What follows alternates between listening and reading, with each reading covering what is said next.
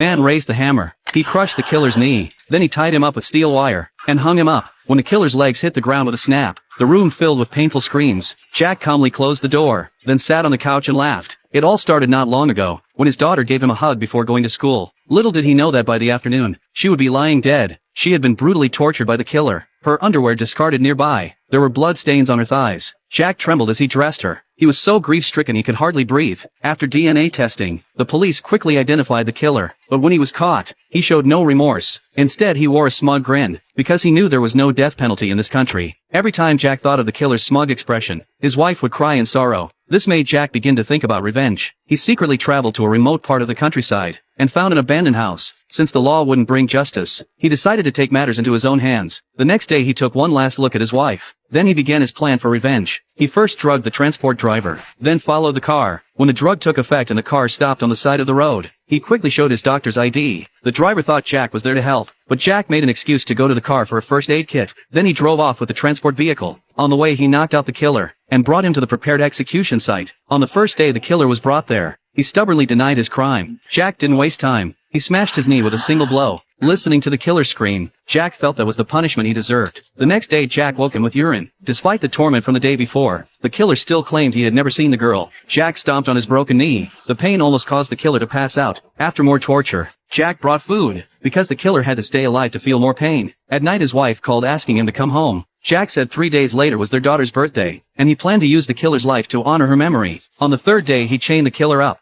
then pulled out a hunting rifle, pointing it coldly at the killer's head. Jack's eyes burned with anger. He wanted to blow the killer's head off with one shot, but after some hesitation he held back, because compared to what his daughter had gone through, this would be too easy for him. As Jack continued to torment the killer, he finally started to feel fear, but the pain was far from over for him.